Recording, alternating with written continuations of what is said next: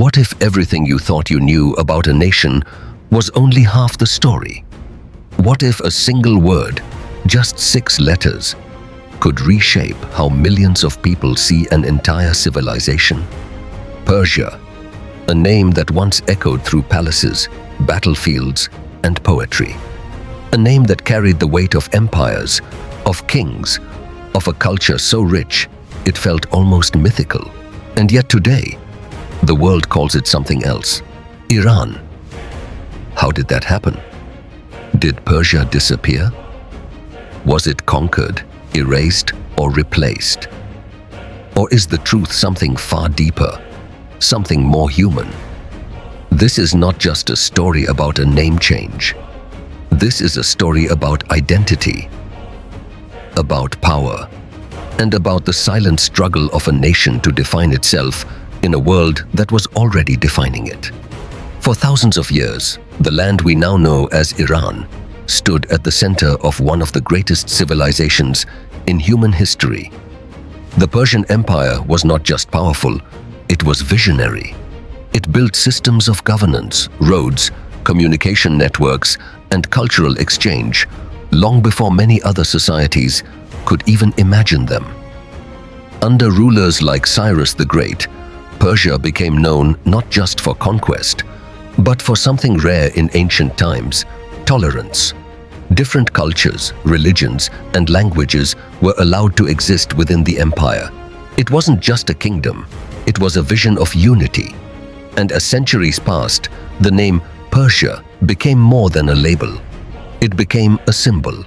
To the Greeks, especially during the Greco-Persian Wars, Persia was both an enemy and a fascination. To poets and scholars, it was a land of beauty and wisdom. To traders, it was a bridge between East and West. But here's the truth that most people never hear.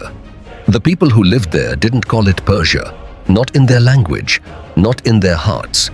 They called it Iran, a name that traces back thousands of years, rooted in the word Aryan, meaning noble or free. Iran meant land of the Aryans, a name tied to ancestry, identity, and a deep sense of belonging. So for centuries, there were 2 names for the same land, one used by outsiders, one used by the people themselves. And as long as the world was distant, that difference didn't matter. But then came a moment in history when everything shifted. The 20th century, a time when nations were no longer just ancient civilizations. They were modern states, trying to define themselves in a rapidly changing world. In 1935, a man named Reza Shah made a decision that would echo across history. He officially asked foreign governments to stop using the name Persia and to call the country Iran instead. No war, no revolution, just a request. But that request changed everything. Why would a leader abandon a name that carried so much prestige, so much history? Because to him, Persia was incomplete. It represented only a part of the nation, the region of Pars, where the ancient empire began. But the country had grown far beyond that. It was a complex, diverse land with many ethnicities, languages, and histories. Iran, on the other hand, represented all of it. It was not just a name. It was a statement, a declaration that this nation would define itself, not be defined by the interpretations of others. Reza Shah was not just changing a word.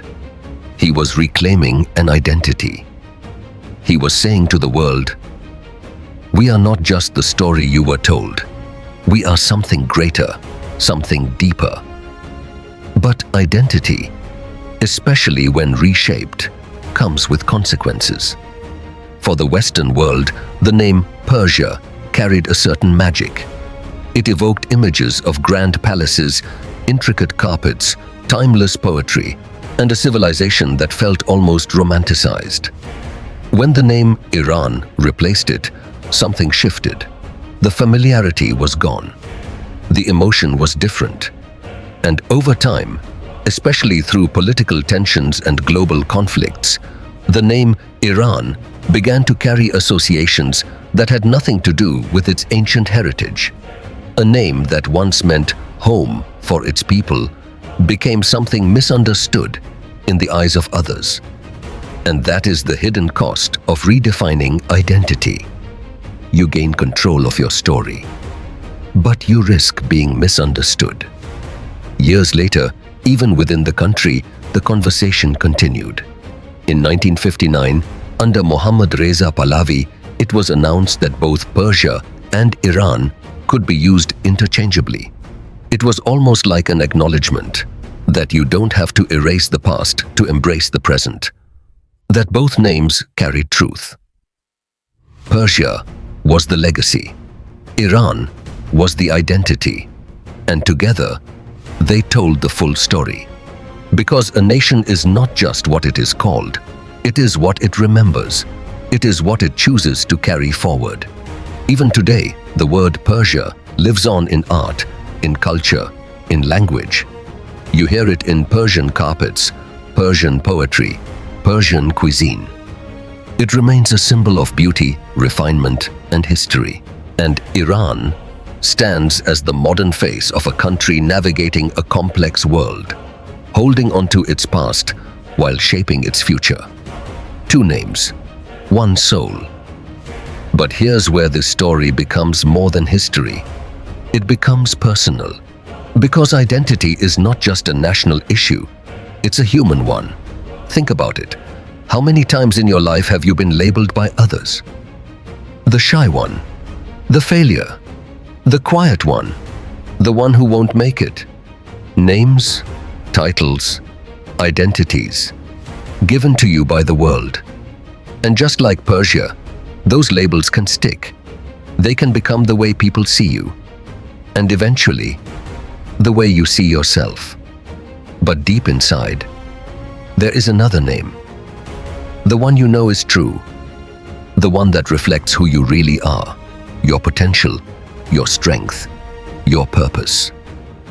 And just like Iran, there comes a moment when you have to decide, do you keep answering to the name the world gave you? Or do you reclaim the name that belongs to you? Imagine a young woman who grows up being told she's not smart enough. Year after year, that label follows her. Teachers doubt her, friends underestimate her. Even she begins to believe it. But one day, something changes. She decides to study harder, to push herself, to prove, not to the world, but to herself, that she is more. Years later, she becomes the very thing people said she could never be.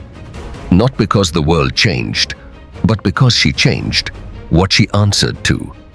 That is the power of identity. And that is the deeper story of Persia and Iran. It is not about replacing one name with another. It is about choosing which truth you live by.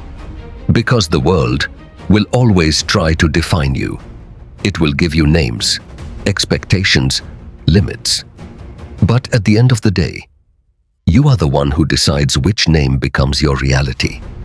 Persia did not disappear. It evolved. It remembered itself. It spoke its true name to the world. And whether the world fully understood it or not, it stood by that truth. So maybe the real question is not just about a country. Maybe it's about you. Who are you beneath the names you've been given? And more importantly, which name will you choose to answer to?